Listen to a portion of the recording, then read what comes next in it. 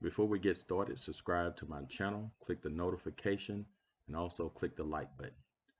I'm going to show you how to turn off these notification emails when you get somebody subscribing to your channel and somebody's commenting on your video. And if your channel is growing, you can wake up in the mornings, you can have 20, 30, maybe 100, maybe 1,000 emails.